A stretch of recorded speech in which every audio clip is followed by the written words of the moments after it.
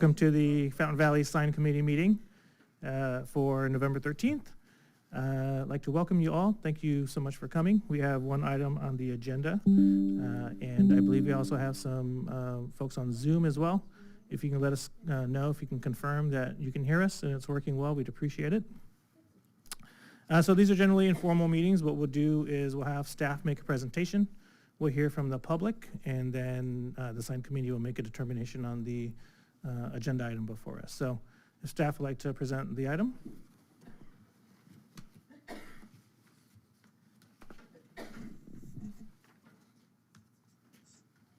you, Community Development Director and members of the Sign Committee.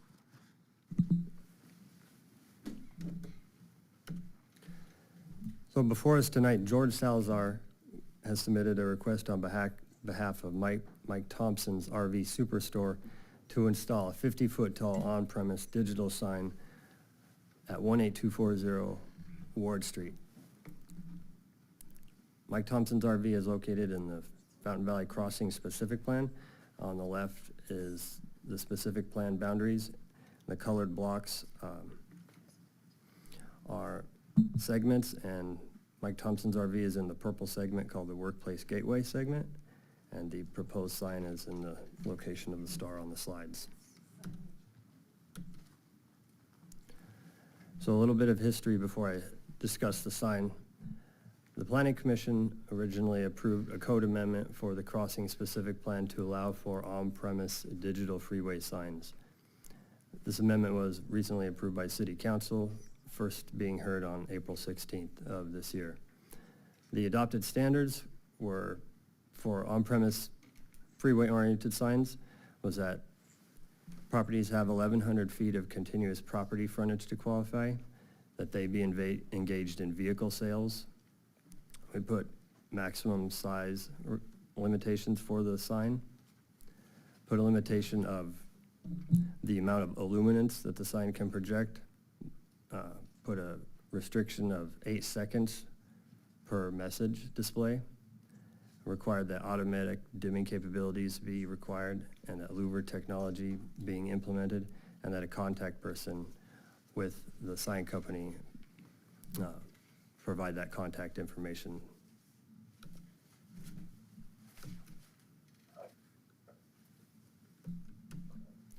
So the proposed sign, again, is an on-premise freeway-oriented sign for Mike Thompson's RV. The proposed sign would be 10 feet of setback from the property line located in the southeast corner of their property.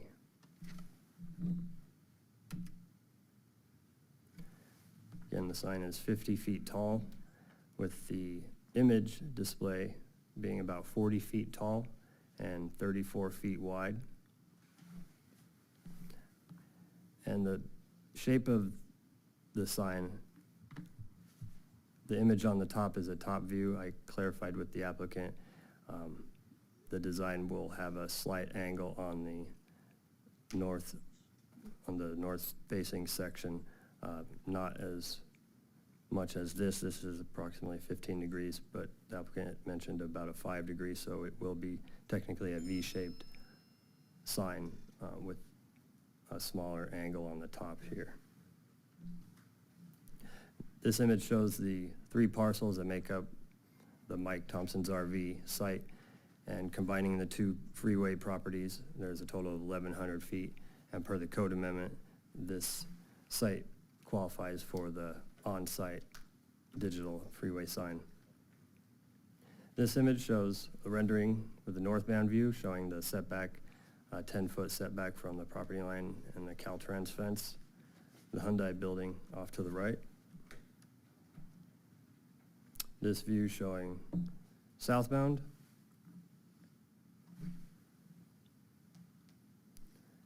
So the applicant designed a similar sign that's in Downey off the 5 freeway for Giant RV, and these 2 images are taken from Google Street View, showing a similar sign on a property that's similar configuration next to a freeway. So this is just for illustration purposes of another similar freeway sign, similar to the one that's proposed tonight. Back in November of this year, the applicant took a scissor lift and put a pole that was 34 feet wide and put it in the air. So this pole that's 34 feet wide represents the width of the digital display of the sign, and this was raised to approximately 40 feet in the air. So we went out and took pictures. Here's the view of the display seen northbound on the 405, and here it is again on the southbound side, showing two images as you get closer. More images again on the right here. This is image 1 and 2 taken off Spencer and Mount Langley. The top picture is looking northwest, paralleling the freeway. This is off Spencer. The sign below is from Mount Langley, looking north towards Hyundai and the Hyundai parking structure in the background. And then 4 pictures. These were taken from outside the Tiburon neighborhood to the west.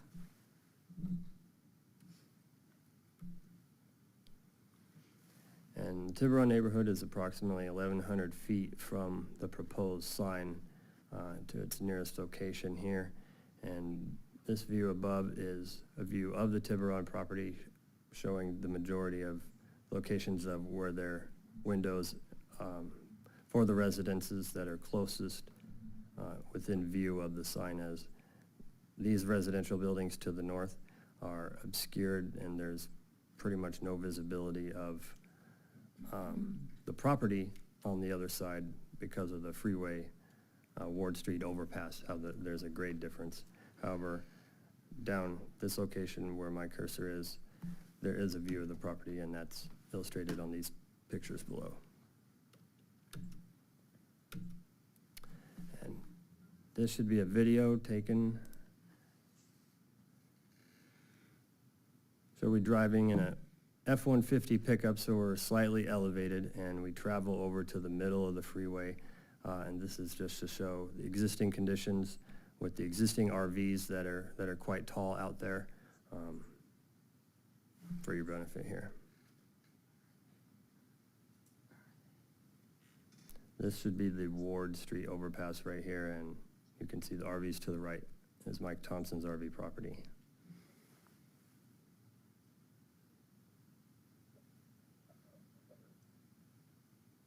So approximately at that location down there is the corner property section where they're proposing to put the sign.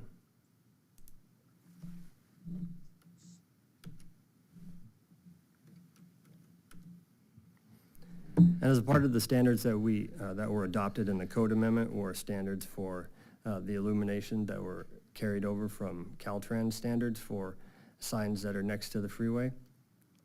The applicant provided a study showing the illumination, the angles of the proposed sign. And in this table, this shows the foot candles and at how many foot candles would be visible at a distance. And all these values are less than what the maximum levels that Caltrans would permit. So that concludes my report, and here's I'll leave it with this slide showing the location. If you'd like me to go back to any other slides, let me know. And I'm available for any questions, and the applicant and owner is also here as well. I have a question. Could you go back to the pictures from the Tiburon area?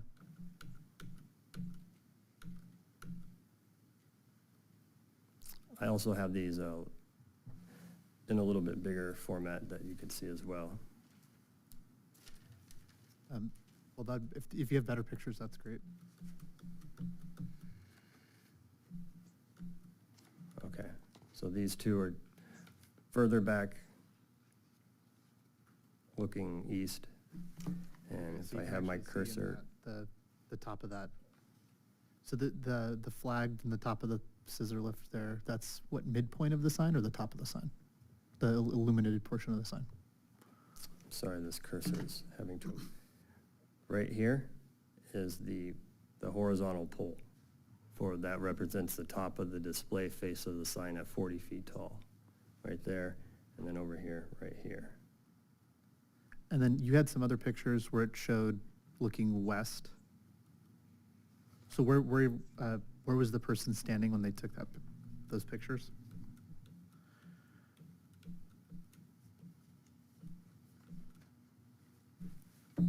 So pictures 3, 4, 5, 6, all were taken over here west of Mike Thompson's RV, Tiburon side.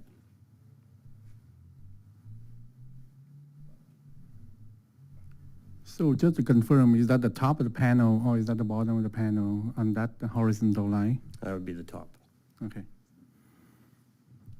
It's top of the, excuse me, so top of the LED portion, and then there'd be an extra 10 feet of the, can you show that sign one more time?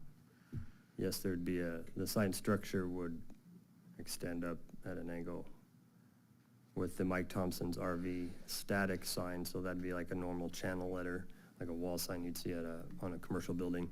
This would be a illuminated wall sign that says Mike Thompson's RV, their trademark logo on the top of the sign as proposed. Would be illuminated as well. Can you go back to the candlestick on the requirement, the table? For the illumination values Yes. for candles? Yeah. So what is the requirement of Caltrain on this one? That the maximum can't exceed 0.3 foot candles at 250 feet, so that says that the illumination can't be at above 0.3 foot candles as seen from 250 feet from the sign. Okay, so we look at this number is 250 feet, right? And for on the horizontal view angle, it look like it's a 0.18, 0.17, 0.15, 0.10, and 0.06, right? Is Then that it's below the maximum allowed, yes. okay? So the 0.3 is the maximum, and this is what you would expect to see from the sign? Correct. Okay. And then can somebody give me a sense of, like, so I can imagine, like, I don't think in foot candles or fractions thereof, so like how bright is that 0.18 foot candles at 250 feet? Like, I can let the applicant explain that. So can you go back one more time? So this one look like the viewing distance is 500 feet. So beyond 500 feet, like look like it's no more problem of illuminate and things like that.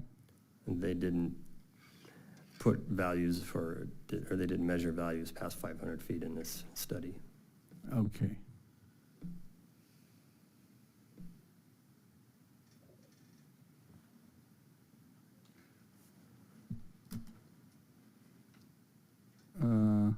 One thing on the report, I read it. There is a couple complaints from the rug business next door to blocking the view of the side, blocking the view of the rug side. Have that been addressed or have that been studied? The owner of the Rugs Plus is here tonight, and I did include the video that shows existing conditions and will show the Rugs Plus building and their existing signs. And the applicant did include in their rendering, I think they pointed out where the Rugs Plus sign is, but I'm having trouble with this PowerPoint. Hold on.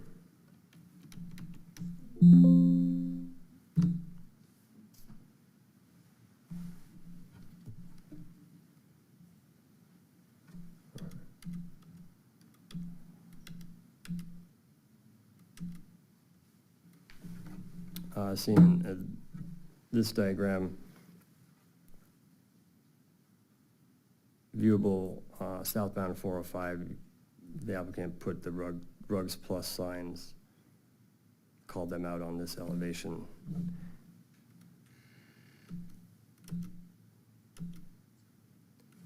So they would be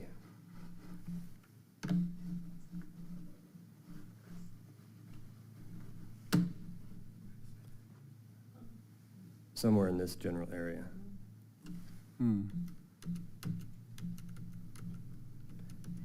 And in the video, it'll illustrate where they're at.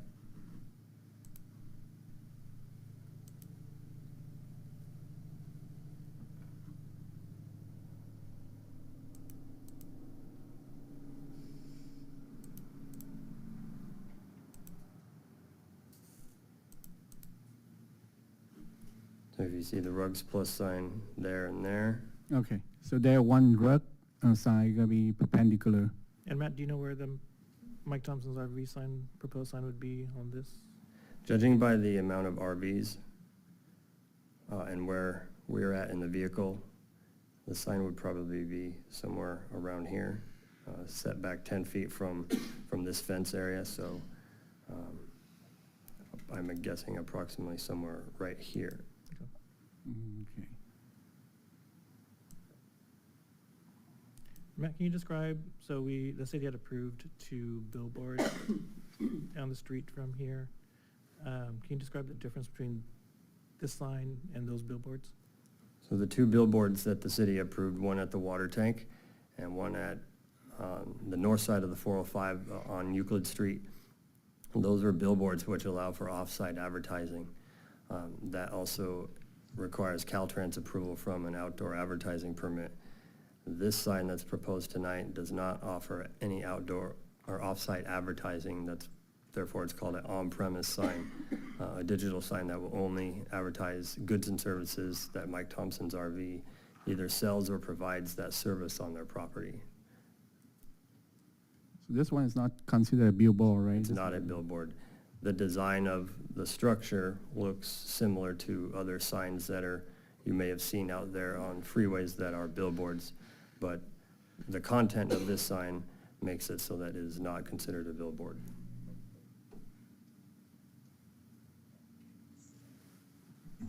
Are there any additional questions for Matt?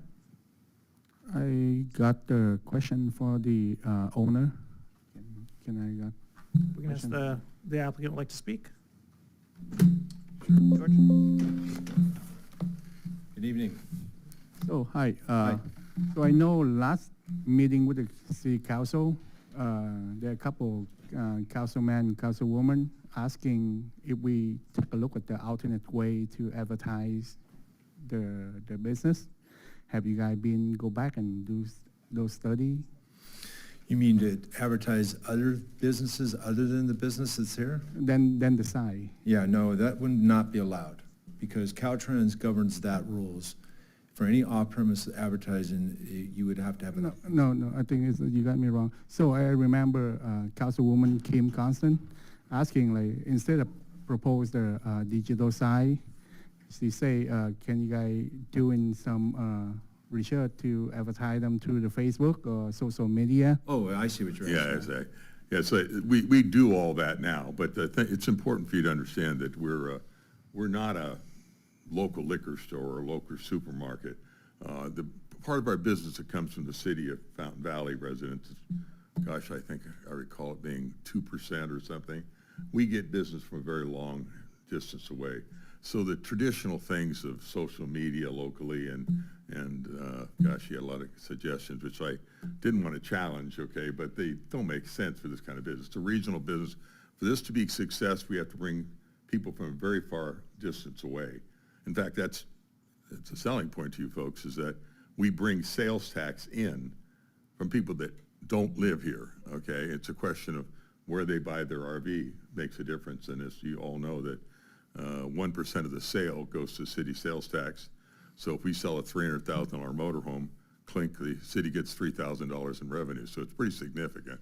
But to answer your question, we've been doing this, forgive me, for 50 years, and if there was some cheap, easy way without spending enormous amounts of money for the sign, we'd be all over it, but it just doesn't work. We have a regional business, and we have to reach very far, and our hope is when the person goes down the freeway, and it's not necessarily a person goes every day. It might be somebody that visits Aunt Martha once every 6 months. They drive by, they see us there. They may not be in the market. In 6 months, 6 years later, they go in the market and say, oh, I know that place. It's so-and-so place, and they go there. So it's kind of a long-term thing to let them know we're there. Thank you. Thanks a lot. I think that's my question. Okay.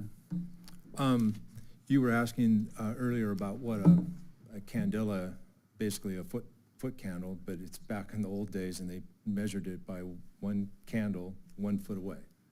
And that doesn't help you much, but that's how they're getting foot candles. And as you look at the studies that, and I don't have, Matt, can I hijack your presentation? or can you just bring up the light study?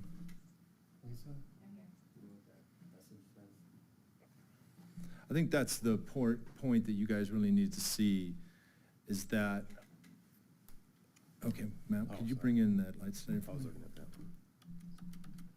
I think that's what we're talking about here. We really want to get a handle of what we're looking at. And I think the light study, if you see what's going on in these graphs that we've got, and that's good, leave it right there, Matt, back to the other one. The next one. Next one. Yeah, table. Okay, so where you were asking earlier, Commissioner, what are we looking at? Okay, what are those values? And so if you look at the 0 degree, that would be, you're looking straight on, not from an angle. Okay, that's the most intense portion of that sign that's going to end up having the brightest part. And so LEDs are designed where they're 90-degree viewing angle. So after 90 degrees, they fade off to almost 0 before they get to 180. So if you think of the sign, the focus is, and that's the point of why LEDs work so well, is they focus the light to where is needed. In this case, it's 90 degrees is the cone, and the intensity is at the 0 point. And as you get away from that point, then it starts falling off. That's why you see the numbers diminishing as you go from 0 degrees to 70 degrees. And as you go from the closest point of 100 feet, as you get out to the 500 feet, then you see the numbers start off at 1.15 candelas, and then going down to 0.05, which is almost negligible. If you look at most of the studies that are done, the maximum they look at is 800 feet. And at 800 feet, it falls off to almost 0. Okay, so you're not able to see any differential between a light, any light in the distance. It looks just the same as anything that you would normally see in a normal setting.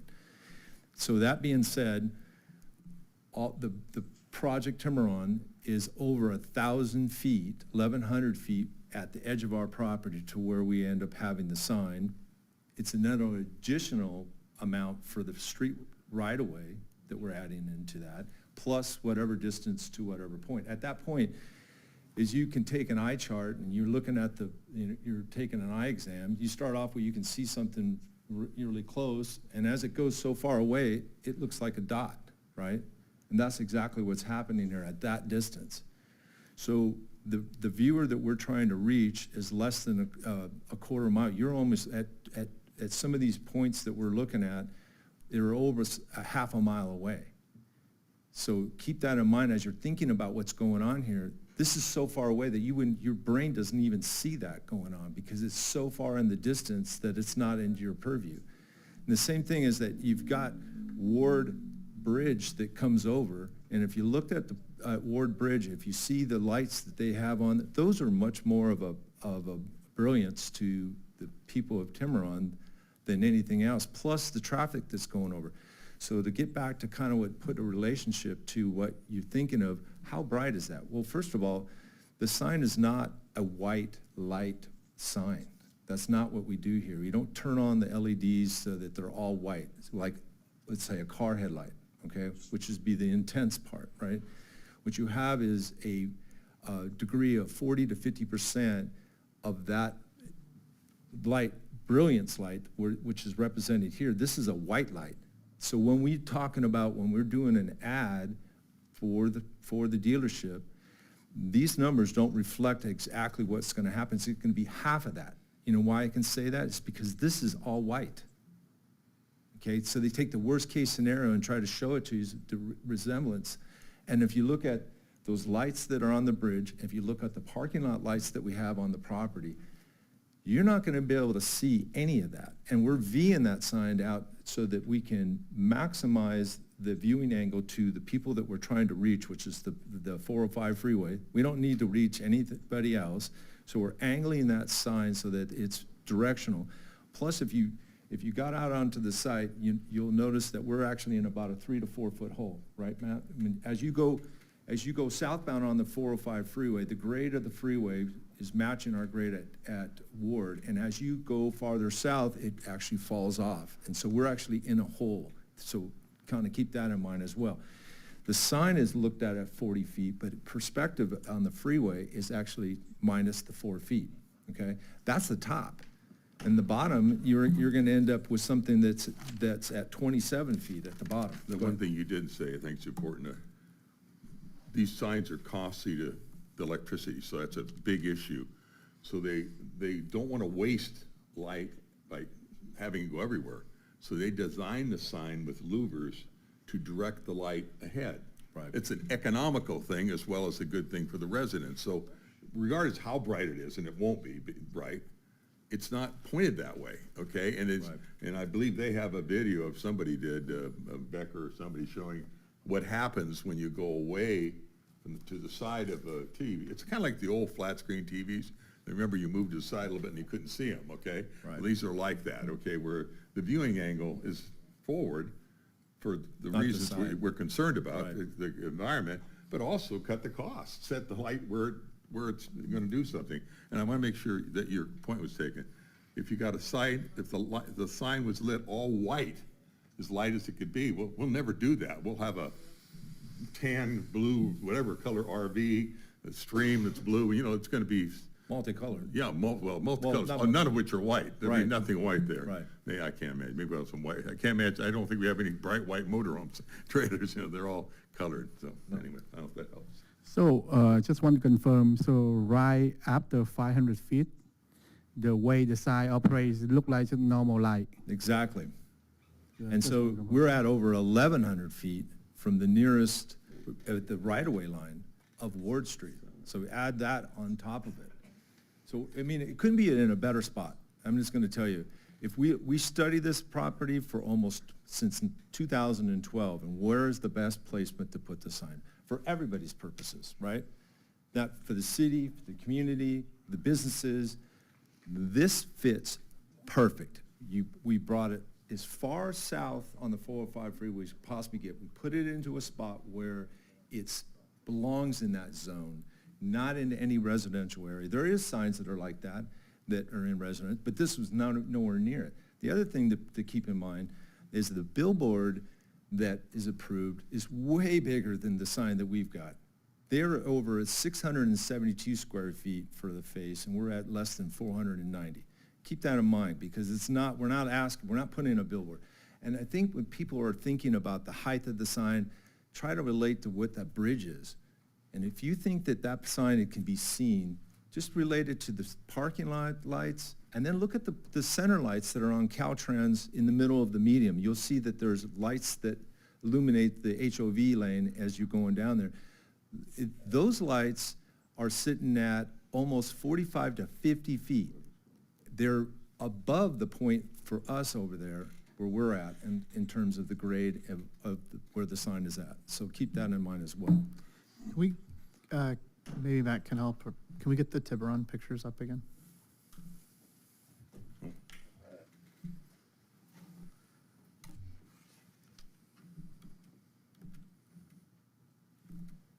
Sorry, I have a Okay. total of 4 pictures looking east from Tiburon. Go to, this is a good one. Yeah, so the picture on the right, you've got parking lot lights. What are those? Are those, Those parking lot lights, to give you an idea, the ones up close, the ones that are right here, are they high pressure sodium? Are they orange lights? Or are they white lights? they're white lights, They're white lights? yes, Okay. yes. And so the closest light, is that brighter or dimmer than what you're going to see from the sign? These are brighter than what our signs, you won't. What be able- about, you can see like 5 of them there in a row, so they're going. Right, these are gonna into be the brighter than distance, our sign. All of them? Even the furthest one? Well, it's gonna get, well, no, not the first one. As you get away, that diminishes just as No, much as, he's- I'm asking, is the furthest one that you can see, the 5th one, right? back? Yep. Lost it. There we go. The 5th one back, Is that gonna be brighter? is that, which is brighter, the light that you're going to see, if you're standing in that spot, the light Right. from that 5th light or the sign?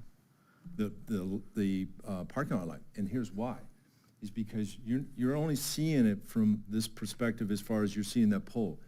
You, right now, are not seeing the fact that pole is actually skewed away from that view. So you're looking, so the problem with that, what's happening, you're not actually seeing the angle at which that's turned. It's not facing that the Tiburon property, it's actually facing like this.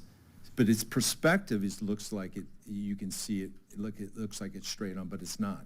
I mean, it looks like from the other chart you showed us, it's more like a 20-degree angle. Yeah, so, well, the angles, let me see. Hey, Matt, let me see, hold on a second. I got this. Let's see, I'm just gonna bring it back. Okay, that's a good one right there, but let me bring it back. Okay, so Well, you had the light spread chart, yeah, the map. Yeah, I wanted to show this one really quick for you, Commissioner. You see on that red spot, okay, right? Get this mouse going here somewhere. We see it. We see it now. Okay, there it is. Yeah. Okay, notice how the angle of which that's being projected, okay? It's even more than that. That's 90 degrees to the freeway, right? So look at the perspective where that picture was taken. It's almost in the same spot where you see the arrows coming across, okay? Where you see that picture that Matt took was right in this zone right in here, okay? So when you're viewing that, you're looking at, okay, go back to that graph chart when we were looking at the intensity of the light. At this angle, it's almost zero. So to answer that question that you asked about the parking lot light, is it the same? No, it's less than that, because again, go back to the 90-degree LED lights and how that works, plus the angle that we're actually skewing it, take that into the fact it's totally away from that view. In fact, the cone, if I will, the cone would actually come out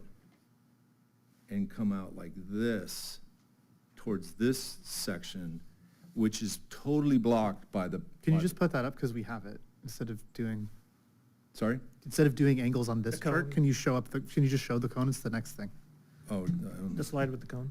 Oh, yeah, well, I see what you're asking, hold on, right there. Right. Okay, so you see how this is at the 90 degrees, it's not taking in the angle. This was done before we actually angled it after the commission. This was done prior to, so you would actually take this chart and tilt it. Okay, so this isn't right. This is the worst scenario, but even at that scenario, Well, sorry, it's Commissioner, the look at worst scenario, or this scenario what are we approving? Are we approving, well, this would be if we left it at 90 degrees, which I had originally proposed, that after talking to Matt, before the meeting, we're gonna angle it so that we can increase that. okay, is that in the conditions of, Matt, is that in the conditions of approval here? No, I think that's something we just offered to do, because our goal is This to is point all at the new. freeway anyway, so. And what happened is you folks asked us to move it 10 feet away from the road, from the freeway. And doing that, it's not at a right angle, so we'd be happy to cant it very slightly to point at the freeway, because Right. after all, that's our audience. So originally, we didn't know that there was a 10-foot offset to the right-of-way line. So based upon that, we offset it by 10 feet. And do you know how many degrees that rotates this chart? It doesn't rotate it on the chart as you see it, 90 degrees, because it wouldn't, when we move it, the 5 degrees, it would just move 5 degrees. That's what I'm asking. Okay, So yeah. where I see 20, it would be 25, and where I It'd be see 40, 25, it would correct. be 45. Right, Like, at least in that direction. right. So you would just, as you take that chart and you move it 5 degrees. But even at that, Commissioner, when you're looking at, remember the 90-degree cone, so you're going to take the middle point, which is, at this point, this is the middle point, right there. 90 degrees is going to bring you 45 and 45. So you kind of, that's the cone of where the Right, so you're going to point it at Hyundai more. we're going to point it at Hyundai more, Yeah. I guess, if you want, if you will. It's going to be pointing to the viewer that's actually going down the freeway. Well, It's actually- relative, That- just, that I'm makes trying to more use sense. some landmarks so people can sort of like Right. understand what's going on. Exactly. It's a lot to do in your head, but Best way to view it is looking at the bridge. so I would suggest that we, to the extent that we do move forward for this, we'll get to that part of the discussion, but I think that needs to be in here if that's what they're proposing, and think that that would be better, and it should just be left to chance if that's what's proposed. Oh, we would, Yeah, I do that. yeah, we'd be happy to do that.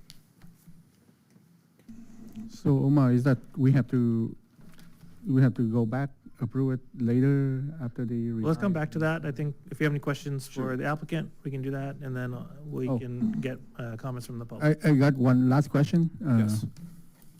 Is the window of the Tiburon gonna be face the side area, or the window go to the other direction?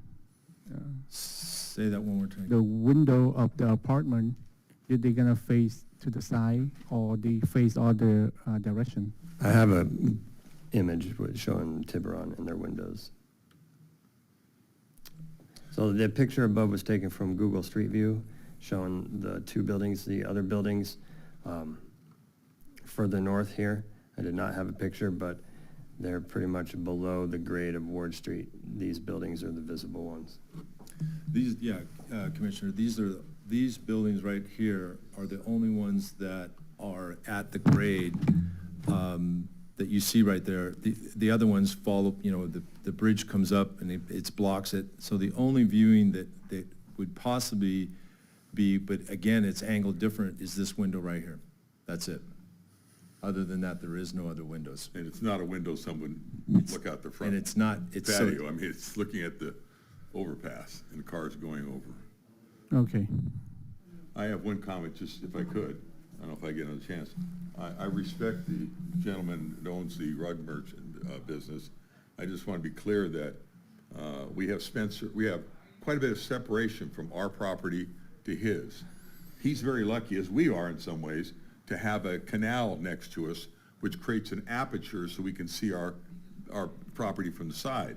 We also have Spencer Avenue. So you have the property ends, then you have a canal. There's a fair amount of dirt there too, a border going down, a change of grade. Then you've got the street. Then you have another business, and he's over here. He's got an enormous window, which most businesses don't have. Businesses typically have other business alongside of them, not a aperture that's open. So he's got the deal made in heaven Yeah, as far as visibility already, and we're not going to change that. We wish him well and wish him success. We want everybody to make money and try to survive, particularly in these times. Yeah. That concludes all my questions for the owner. Okay, thank you so Okay, much. thank you. What we'll do now is we'll invite members of the public to speak on this item. We don't, as you can see, have the normal timer that we have on the screen, and so what I'll do is have a timer, and I'll let you know when the 3 minutes is exceeded. And I know you don't like timers, Mr. Trueblood, but you'll be up first, and I'll let you know when your time's up.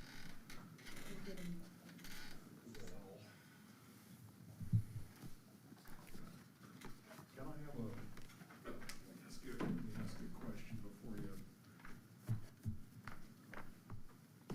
before you set up the timer?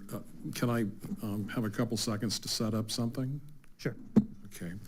I went ahead and I brought with me tonight the same precision measurement system that the applicant and Mike Thompson is using to let you know the girth, the width, the height, just to really let you know what you're getting into. It took me about 5 minutes to make this in my garage. This is the little thing we've been looking at. I'm gonna start your timer now, Mr. Trueblood. Okay, so I'll just put that there so everybody can see it. Isn't that, oh, don't start the timer yet. I'm still trying to get that to stay there. Oh, wait a second. Hold on. Don't start the timer You yet. can, it started and we can see it. No, I can't start yet because it's I not. started it, sorry. Well, I may have to go a little over then. Oh, I don't have my glasses on. Hold on.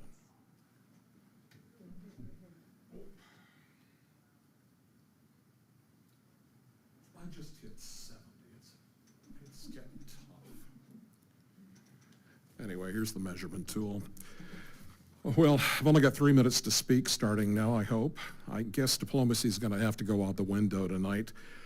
My opinion, and I'm sorry to be so blunt, but this is just flat out. This Mike Thompson RV two-sided digital advertising billboard is a big FU to every other Fountain Valley business. It cheapens the city's aesthetics and it brings LED digital graffiti blight with ever-changing, unregulated graphics, wording, and shock value color selection billboards to a designated redevelopment area and residential site.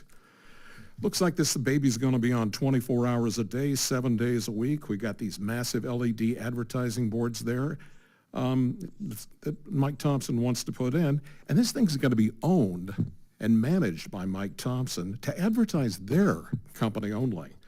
Sorry, you other businesses here in Fountain Valley, you're just not that important as Mike Thompson's, I guess.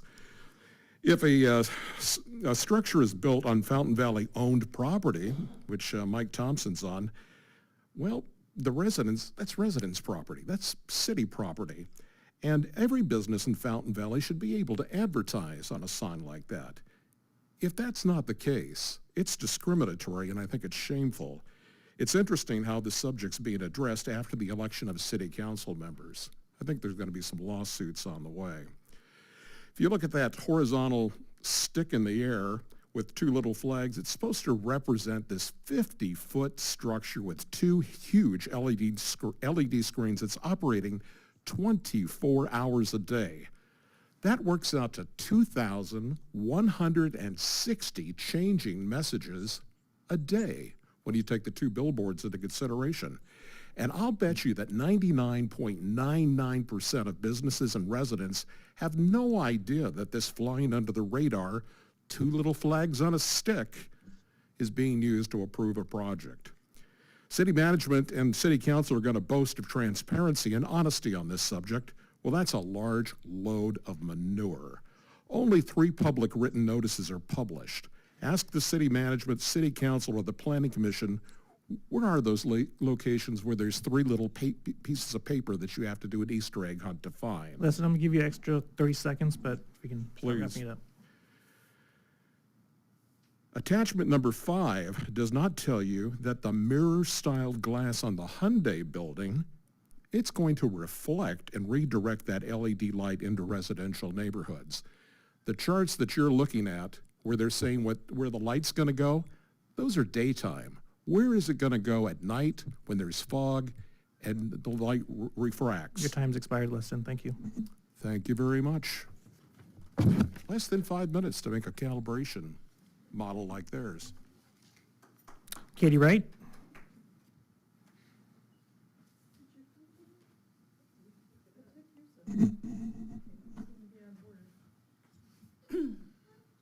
Greetings, Sign Committee.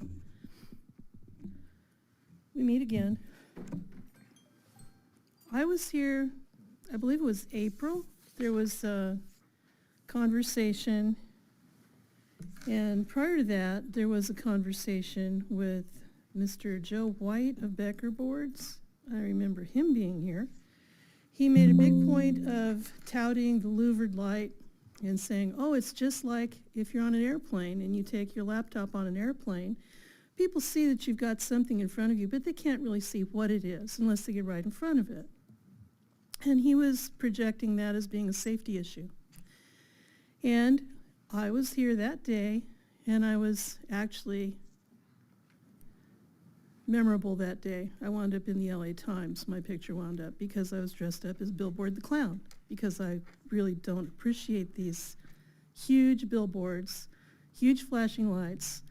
To me, it's a safety problem, it's a distraction problem. And I pointed out, I said, you know, and I didn't activate the screen, but I said, you know, telling me that it's just like a screen on your phone or on your laptop and it's nothing to worry about because it's louvered. And my thought is, since when is it okay driving down the road to be looking at one of these? Privacy screen, but it's a distraction. The reason it's illegal to use your phone while you're driving is it's an unsafe distraction. My husband and I, when we lived in Sacramento County, we were in the market to get an RV. We knew where all the RV dealers were. We pursued all of them. We checked out, shopped, all of them, comparison shopped, kicked the tires, etc., everywhere. We knew where to find all the dealers. So for us to have to deal with this monstrosity and safety problem 24/7 where we live to cater to customers who do not live here, to me, I see a problem with that. It's a safety issue. The residents will not ignore the fact of however you vote. And frankly, I think Leston has a point. Our Chamber of Commerce has a very small, select handful of people that they cater to. Most of the businesses in town get no representation from them at all.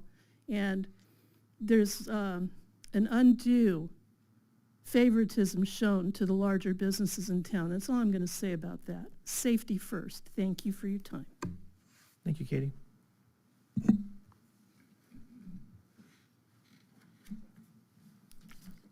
J-Town?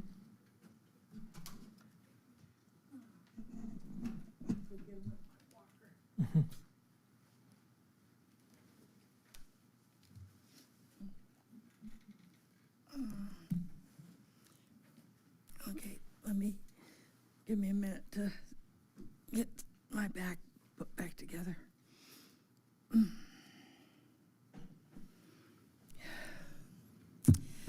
Thank you for letting us speak on this subject.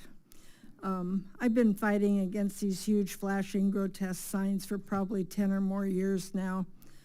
My argument that it distracts drivers navigating the significant inflow of 4 lanes of traffic at the Ellis on-ramp is dangerous has been ignored. Since this is the exact same location of all 3 of these signs that have been approved by our city, it seems as though it should be obvious to any casual observer how dangerous that is with the distractions that Katy just described. You, the Planning Commission, and our City Council have determinedly approved 2 already that are in immediate proximity to this one at Mike Thompson's. At least they're further from my house. I live next door to Tiburon,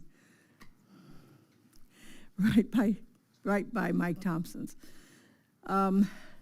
This is basically the end of my block. I can't understand why people who profess to love Fountain Valley choose to trash it up with Vegas-style flashing lights all along our short freeway frontage.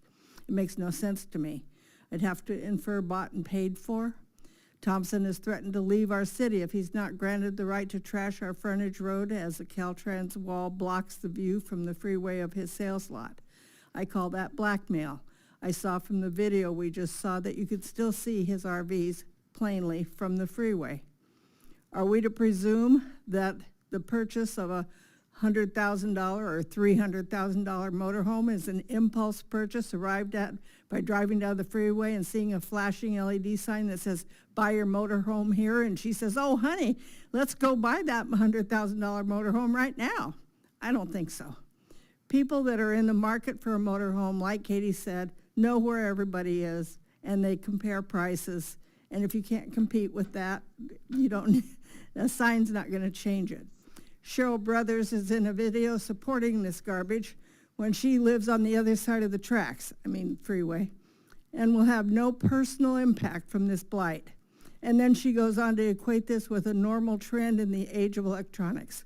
This makes no sense.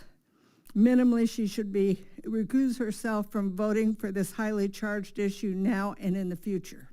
If you do pass this, I'd hope for lights off after 10 p.m. as this sign will reflect off the Hyundai building into our homes and our bedrooms. If it has, I thought about a lit balloon up there maybe showing us where it actually will be, because we couldn't see that little stick that he put in the air. We never did see that, and I live right there. Thank you, Jen. Thank you. Kathy Stratton?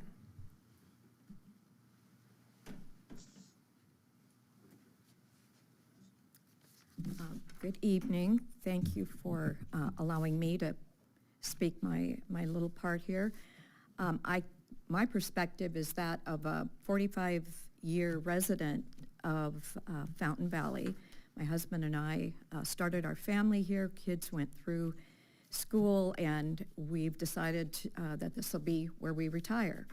And so I guess I'm coming from it from a community point of view, looking at it as someone who values the community spirit and the kind of the ethic of Fountain Valley, which is a nice place to live.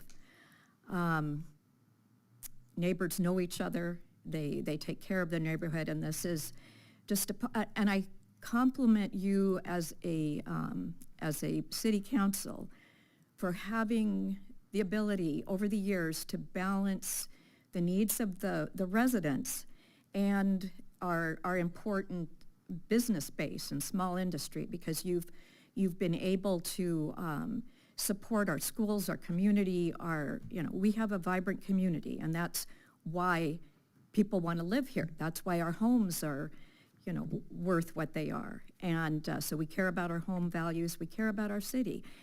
And my husband and I have a daughter who lives up, she and her family live up in Redlands. So we do quite a bit of back and forth travel between here and Riverside. And we see just the freeway clutter of these electronic signs. And they're in an industrial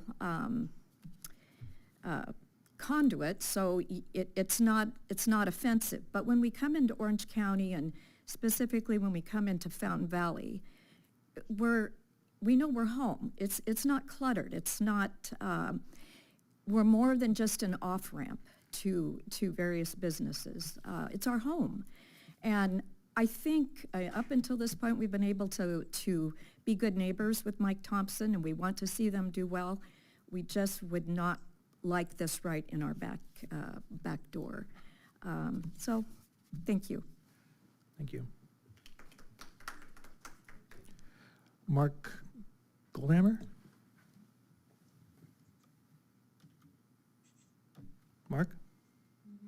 Mark Goldhammer should be on Zoom. No. I can come back to that one, Lisa. Gary H. Hi. Hey. I lived in Fountain Valley since 1972. There was a police city yard, and the police station, police shooting line, and the elk club. And why would I have two RVs on both sides of the street cluttering up our Fountain Valley? Be nice to have one, be better, but not two. And why we need a big sign on like you see it down in San Diego. It'd be nice to have a free Apple there, no signs, no nothing in Fountain Valley. Thank you. Thank you.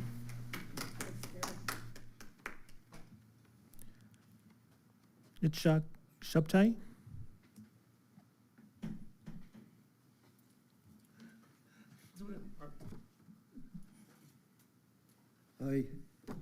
I own the building Rux Plus. My business for the last 20 years there. Our building is sitting little bit back from the freeway. And I bring my concern that Thompson RV is a good people, nothing against them. But this sign, huge sign, gonna block completely my signs and my building, and it's not fair.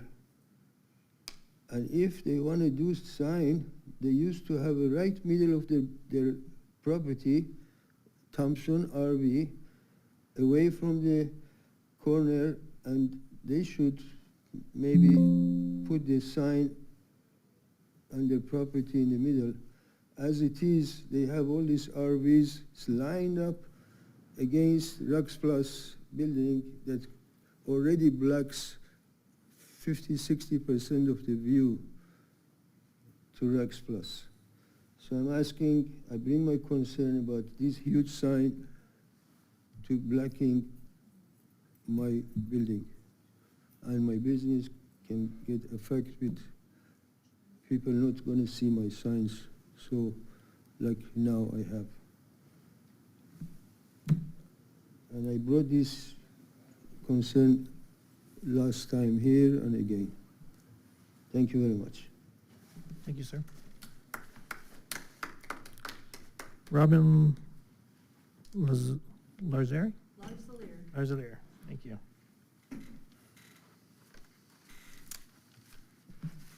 Good evening. I was surprised by the proposal that it didn't have any graphics showing the sign at night.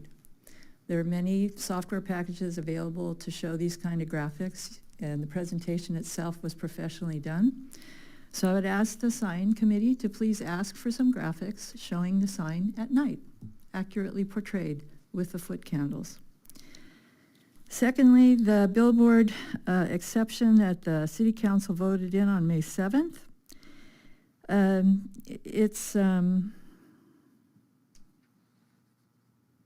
I did not get any public notice of the change, even though it says it was given on March 19th. And I live in Tiburon, and I live very close to Ward. For item 3, which is under size in the code amendment, I would like to have the sign committee consider making a change to the condition. The condition reads that no billboard will be placed within 500 feet from any residential zone or residential use. And I would like to add, and 500 feet from any future residential zone or future residential use, which is being spelled out in the crossings plan. The property adjacent to Mike Thompson's, it's actually the city property. Mike Thompson is a tenant, but the property next to it has been zoned for residential, which means it will be closer than 500 feet to that sign.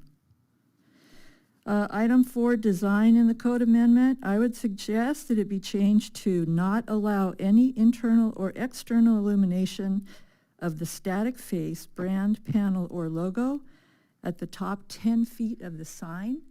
I have concerns that that light is going to be visible from my bedroom windows, and I have concerns that the entire sign will illuminate any kind of hazy or overcast evening to the point where my quality of life is going to be not as nice because I walk at night, and I'm not sure about my property values either being supported. So, thank you. Thank you. Brian Genovese.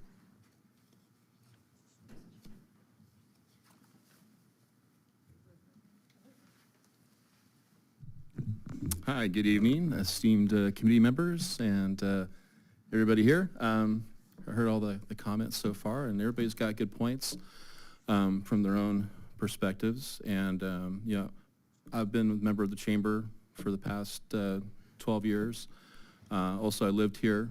My parents bought here in '71, so I've seen the progression of the city over the last 50 years.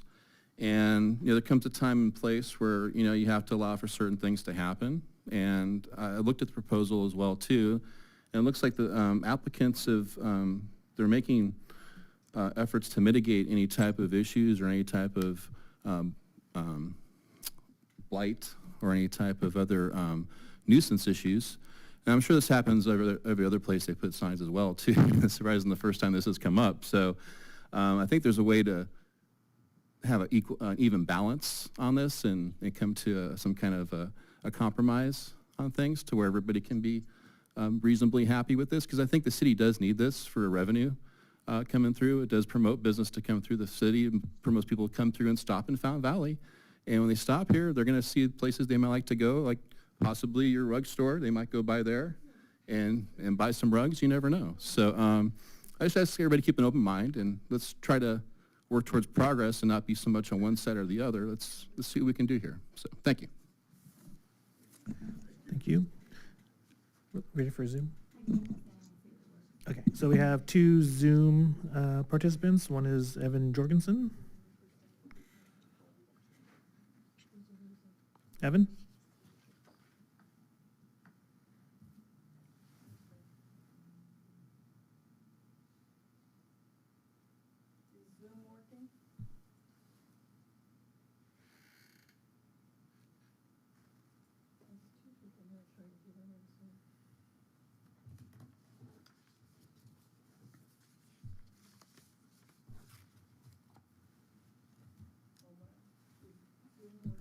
Looks like we're working on it.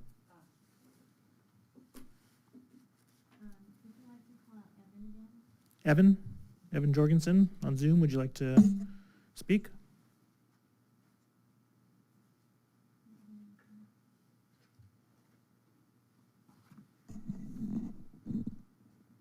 You want me to try the next one, or is it just Zoom?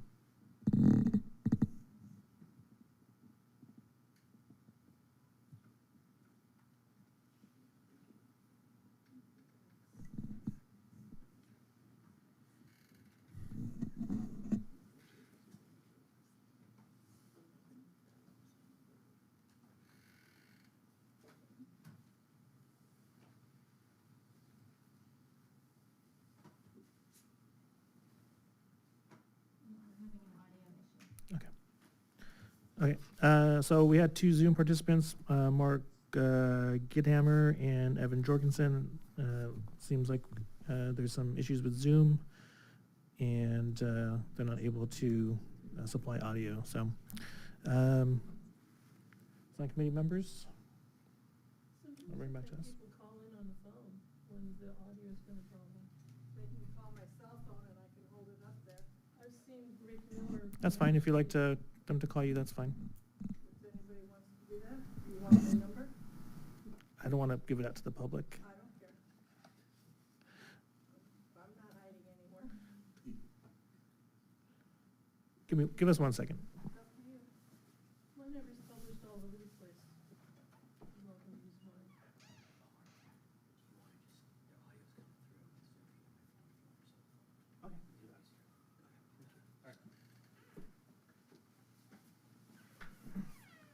Somebody can hear us. Evan, I'm going to give it back to you one more try. Okay, can you hear me now? Yes. Yes. Okay. I'm getting a lot of echo. Can you hear me? Yes. Yes. Okay. I've been against all these electronic billboards for many years now. My main point here is that the city shouldn't be determining whether this meets or doesn't meet Caltrans rules and regulations. Okay? I don't see that I see this as being a billboard. Okay? You need to refer to the California Code of Regulations, Title 4, Division 6, Section 2243, Paragraph D. The citation states, a display placed at or near the end of a narrow strip of property, which is contiguous to the property on which the advertised activity is conducted, is an outdoor advertising and not an on-premise display. Since the proposed site is at the narrowest corner of the triangular-shaped property, this finding with these facts that the property consists of 3 lots and the billboard is placed 1,000 feet from the property entrance is sufficient to say that this is a billboard. Okay? Besides that, I agree with the owner of Rugs Plus and any other business that might be going into that business section behind the billboard. I would be opposed at how big this billboard is just on the whole structure beneath the billboard. Okay? And I agree with the fact that the information to the city with this pole raised up in the air 40 feet doesn't convey that the sign is actually 50 foot tall and consists of a billboard that is 5 times as big as the code really allows for a freeway advertising sign. And why I say 5 times is because these billboard faces are so far apart that they have to be designated as 2 faces of that area. So that they're not 525 square feet when you include the LED screen and Mike Thompson's logo, but it's 525 feet times 2 when the current regulation only allows 200 square foot. This is drastically over and above what the code was intended to do. The current city council, yes, they've approved it, but this is not the intent of the original code. Thank you, Evan. Thank you. Mark? Hello, my name is Mark Goldhammer. I live on Apache River Avenue. And first of all, I'm not a fan of what's being talked about here as far as the signs, but I'm also realistic knowing that Mike Thompson's has been a good neighbor, and I understand that you may end up approving a sign there. So what my comments are is how to do what was done when Mike Thompson first moved in, which is how to do things that mitigate the issues that are going to come up here. And one of the things that a previous person talked about was curfew, basically, on the sign. Flashing sign is not the same as those light standards. Those light standards are shorter, thanks to the discussions that happened many years ago. And I believe the comments were at the time that what was needed was lighting for security, not lighting for whatever, because they close at 6 o'clock anyway. So if you end up approving this, I would strongly hope that you will put a curfew on the sign, either a hard off times, like 10 p.m. to 6 a.m., because it's gonna flash off of Hyundai sign, building, and I can see that one from my driveway. And if not that, at least if it's on, not flashing after certain hours. So I think you need to make some mitigations there for the evening times when they're not open. I mean, the sign's purpose is going to be, here we are, this is where you go when you're coming to us, and embed in your mind that when you're going to buy an RV, this is where you want to come. And that's mostly cars between 6 a.m. and 10 p.m. That's when the vast majority of those cars are going up. Thank you. Thank you.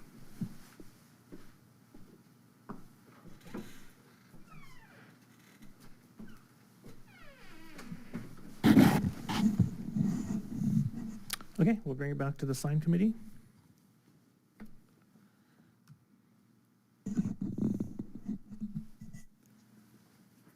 So before we go to our discussion, I did have a couple follow-up questions for the applicant, or if it's Matt, but whoever it is. Is the upper portion of the sign above the LED, is that illuminated? Yes. Okay. And Just the faces of the logo, not the white around it. Just the image itself. The Mike Thompson's RV sign, so the blue illuminated, the red illuminated, that will be illuminated. Okay. And was there any discussion of either altering or limiting the operation of the sign based on hours? Hours, I of the day? spoke with the applicant before the meeting. He had mentioned that, based on testimony. We can discuss that. We would be open to operate the sign and have it off between 11 p.m. and bring it up at 5 a.m. Because it doesn't make sense for us to have that sign on when the traffic diminishes anyway. So we'd be open to that. And what about the illuminated portion at the top? The illuminated portion of that would be the same thing, would be that operations. So we illuminate. So basically, the whole thing would go off at 11? Yes. And between 11 p.m. and 5 a.m.? Yes. And then with regards to the Hyundai building, as people are referring that it's going to reflect off it, we also have intense louvers that keep the light from going upward. So this is directed downward, not upward.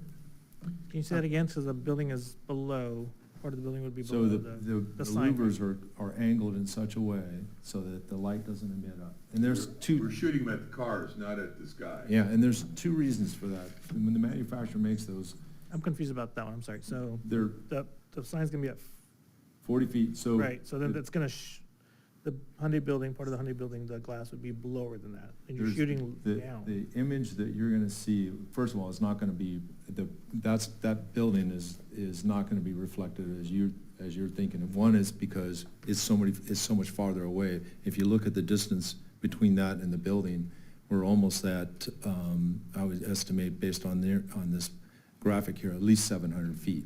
So we're past that point, plus the louvers, like I was mentioning, that doesn't keep the light from going upward. I don't believe it's, And to get to your comment you're just talking about, and another comment, if we have a problem with any of this operation, we can dim the sign at increments that is acceptable. So if we have the community that starts saying, hey, this thing is not what we wanted, it's too bright, the manufacturer that makes these boards, it computer programs so we can actually dim the board even further than what is, what is set in the standards for the light. So keep that in mind. So it goes down, we can almost get down to 0. So is that item is already included in the CUP, condition permit? Pardon? Is that the item that you can dim the light? Well, no, I can't agree to that. 'cause No, some we're of not these gonna- folks- Some of these folks here, some of these folks here would have us dim it to 0. Right. I reminded, this is the 4th meeting I've attended, and the public comment was in the planning commission meeting, and the city council when the ordinance, all that's gone before us. But nonetheless, I remember Tim Ron fought the development of this facility to begin with. There's no facility in the state that can create any more dollars of sales tax per car that drives in here. We're not a If we can keep the comments. I'll if we just can say, keep the comments to the my question. question's been answered. Okay. But Mr. Salazar, can you tell me, what if there is a glare issue from the Honey building, what could be done? Well, I think what he's alluding to is if there's a malfunction and it's too bright, Right, we can. if the automatic feature of the brightness fails, I mean, that could happen, okay? We would remedy it, and these people have been in business how many years? Since 1968, but also knowing that if it does have something like that, the fail-safe, it turns off. So if the photocell does not pick up information correctly, what it actually does is reverts back to GPS coordinates, and if it doesn't get the GPS coordinates, then it will shut down. GPS coordinates keeps it in line with the area and the coordinates of that for brightness. So it's adjusted even in any conditions because of the photocell. I'd like to make one last comment about that. I remember when the Timorize, I got sideways there, off the track. This is time for questions. I think you've answered a lot of questions. Okay, no problem. So, I got a couple questions. Sure. So first one is for Omar. So about the way we orient the side that's been discussed right between you and Matt before the meeting. Does that have to be included into the approval, or we approve it and we deny it, whatever, and they can bring back, or what is the? I'm sitting here as a sign committee member as you are, but I can generally say that we could approve as has been indicated in the packet before us, or if we want to approve it with the slight rotation, we could do that as well, and make that one of the conditions, add in a condition for that. We could also add a condition for the illumination going off between 11 p.m. and 5 a.m. if that's what. So we can add conditions as part of the. Okay. Right. And another last question I asked, like last time I think is on the council meeting. You guys mentioned that if we want to advertise any event of the city in the site, it's like Summerfest, Lobster Fest and things, is that allowable? Advertising community events and things. Yes, Frank is. Selfishly, we want to be a member of the community, we want to be thought well of. We sell family values, RVs. They're a family item.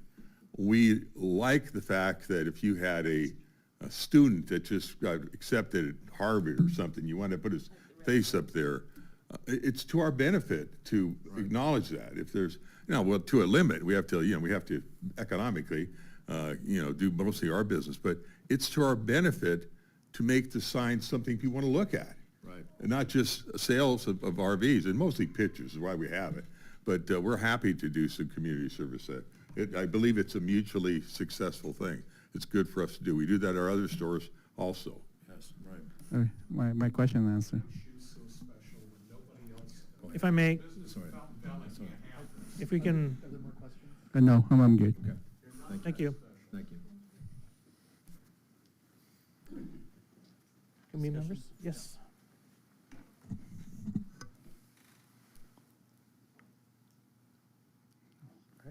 So, I appreciate our planner going through all this and the applicant and all the public comments. I think we learned some things that maybe weren't as clear when we first read this. So I think that's pretty helpful. We did just mention a couple of potential conditions on this that I think are important. So I think the first one there was the hours of operation. I think the applicant said they'd be willing to go to shut it off completely, including the illuminated sign portion at the top from 11 p.m. to 5 a.m. every day. I would add that as a condition of approval. We also have the discussion about angling the sign a little slightly more towards the freeway. Do we have is that, I guess I'll ask Matt, is there a way we can write that down for like what that is supposed to be? Is it a certain number of degrees, or how would you represent that? But I think that would be helpful in mitigating any visual impacts, and it would be valuable to include that as a condition here. I was drafting something. Matt, could we say pointing it at the freeway? I mean, that's the goal, is to point at the freeway, whatever that is, freeway lanes. We could craft a condition that the sign be, that the angle towards the freeway be increased, subject to possibly the community development director's approval or something, but we can craft that condition. And I think I heard it was at least 5 degrees. Is that right? That was provided by the applicant. So I would say, that number, yes. So I would say we could do, I would be okay with putting something that said a adjustment of 5 degrees from what was shown in the application. Which would be 0, because there was no angle on the north side. Right, 5 degrees more compared to that. And it could be subject to approval by the community development director. I think that makes sense since we're making a modification. Is he squinting? Just because I'm part of the sign committee as well as And he's the I have a director. dual role, so. Well, then we could just make it, Yeah. it will be 5 degrees offset in the direction of the freeway. That works. As Just a like, don't have that. objective standard would be helpful, yeah. Yeah.